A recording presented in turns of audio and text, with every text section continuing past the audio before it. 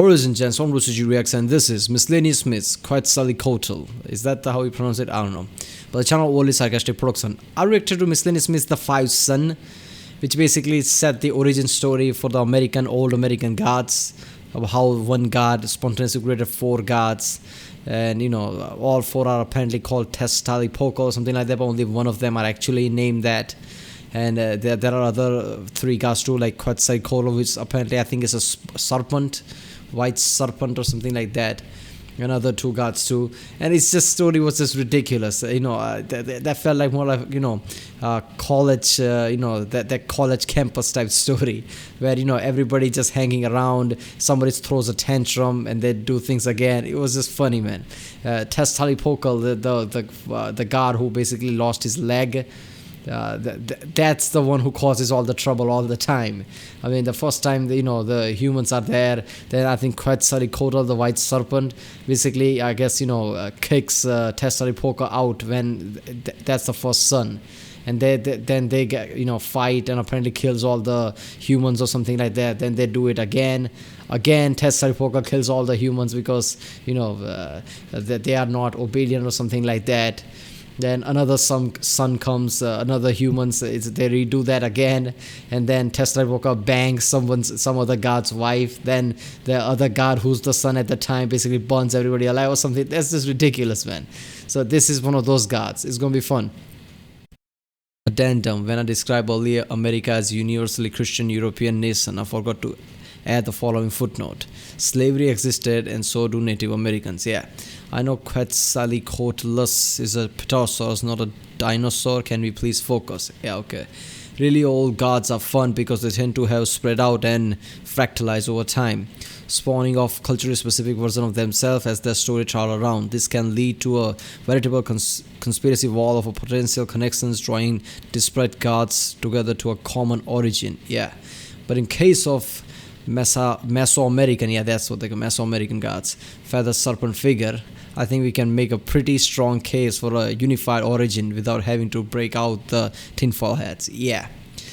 This is going to be a fun video. Remember, people, if you like my reaction, don't forget to like and subscribe so I know which type of videos to react to more. Check out the reaction. There's a link in the description. Check out the cast for the playlists, like, all the Sarcastic production reaction. I reacted to quite a few videos already, and I upload lots of videos in 24 hours, so lots of people don't get notification for other videos. So you might have missed something. Check that out. Check out the playlist too, like CGB Gray, Tier Zoo, Kuzgazan Nutshell, Internet Historian, and yeah, let's watch this one.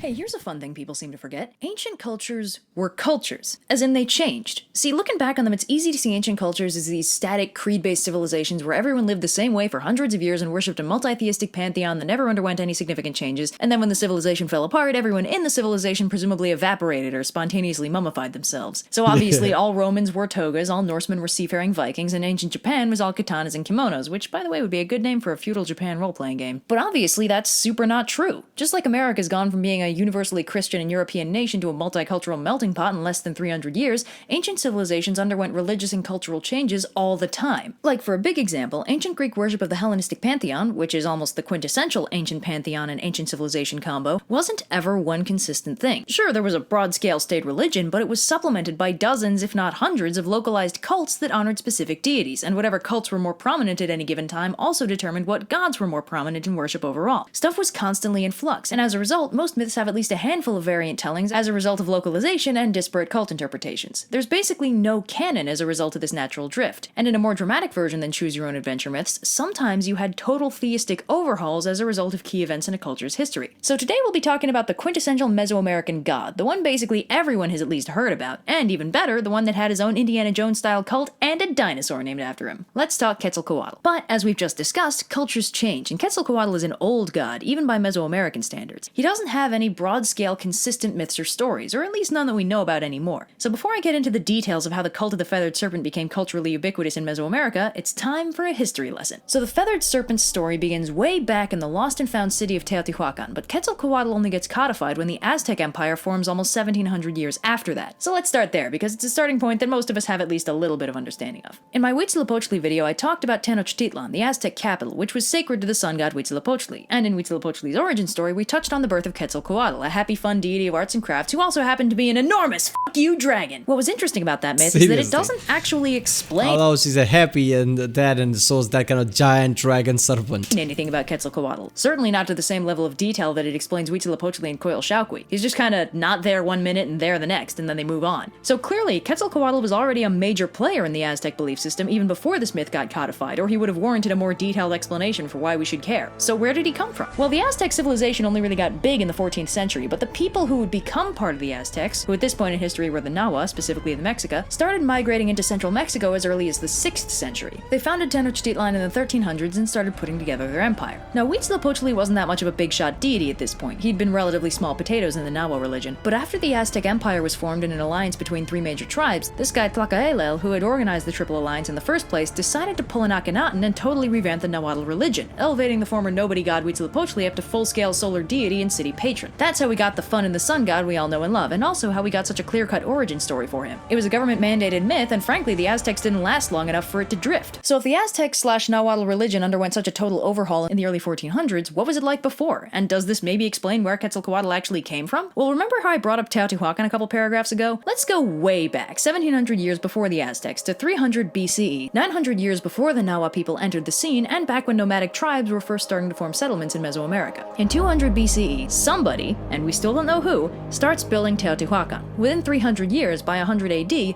the Pyramid of the Sun, the most impressive building in Teotihuacan, has been completed. By 450 AD, the civilization in Teotihuacan is at the height of its power and influence. References to their That is ridiculous. Look at this site, man. Damn.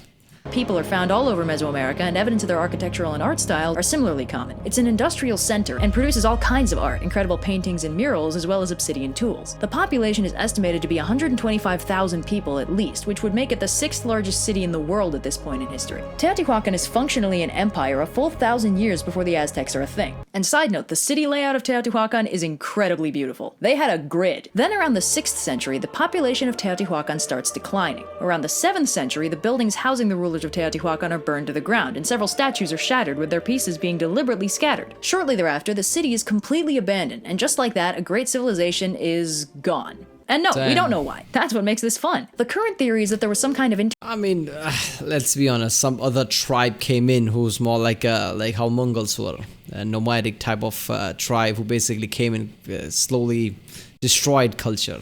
That would make sense.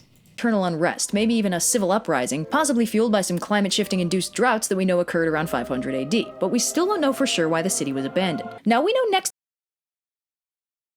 to nothing about the civilization and gods of Teotihuacan, on account of it being a lost civilization and all, but conveniently they left enough murals and statues to give us a rough idea of a few major players. First off, continuing the tradition of Mesoamerican deities being f***ing terrifying, the patron goddess of Teotihuacan looked like this. And though we don't know any of their names, she's called alternately the Great Goddess of Teotihuacan or Teotihuacan Spider-Woman. Yikes. Other players in the Teotihuacan pantheon included the Storm God, the Old God, the Netted Jaguar, the Pulk God, the Fat God, the oh-so-charming Flayed God, and the Feathered Serpent. This, the Feathered Serpent on the side of the 3rd largest pyramid. The Fat God. What is this? This is Sipetotec. Oh, okay, that other one.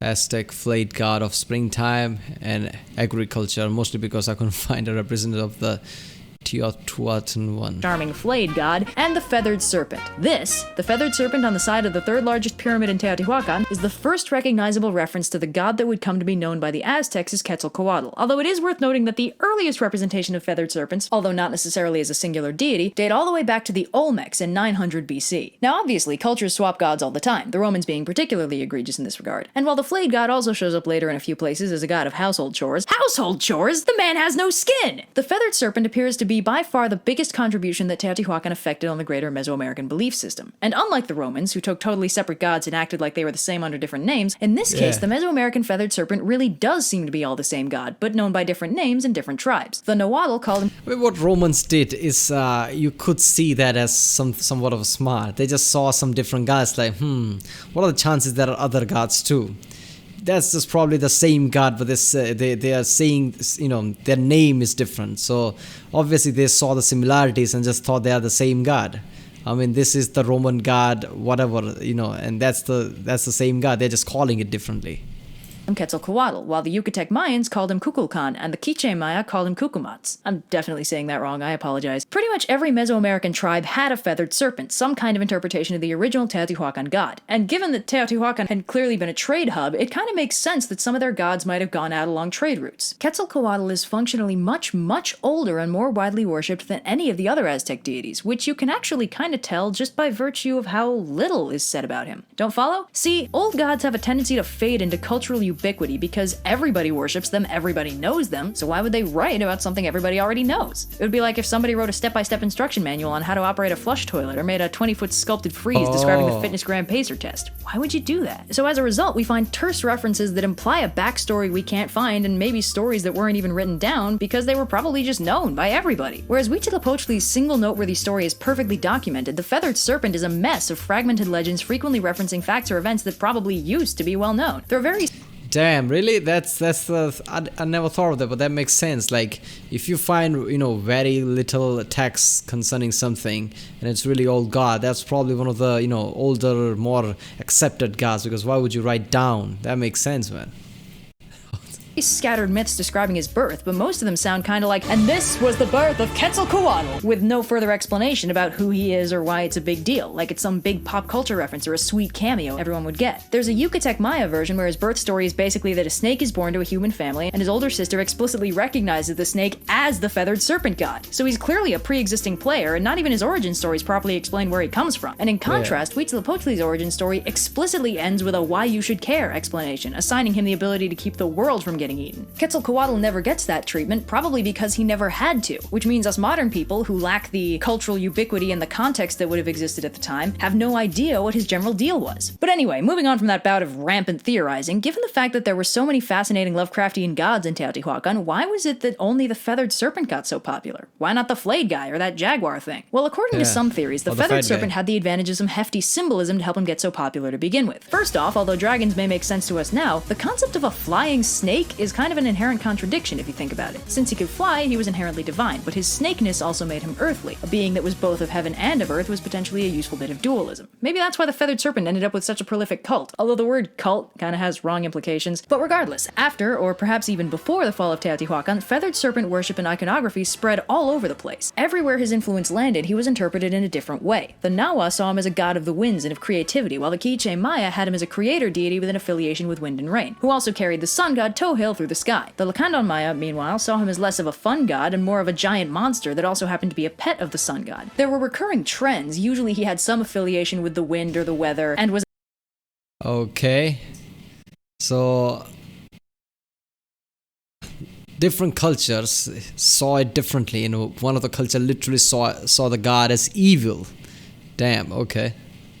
At least tangentially related to the sun, but there's no real consistency in his characterization. Despite that, the feathered serpent was ubiquitous. The subsistence farming Yucatec Maya even used the ubiquity of the feathered serpent cult to facilitate trade and communication with other tribes. Now, because the feathered serpent was such a ubiquitous but subdivided figure, it's practically impossible to pin down anything resembling solid mythology about him. I mean, hell, the Aztecs reimagined him as mostly human, which has caused some people to theorize that their image of Quetzalcoatl was modified by anything from a very lost Viking to straight up Jesus. This is also why he can seem so inconsistent in his overall characterization. He kinda doesn't have one. He had one to begin with, but this is what happens when cultures last for thousands of years. Stuff drifts. The feathered serpent is more than just Quetzalcoatl. He's an ancient deity anywhere. Different cultures are seeing him as different things, so I mean, it's jumping from place to place, like what he really is.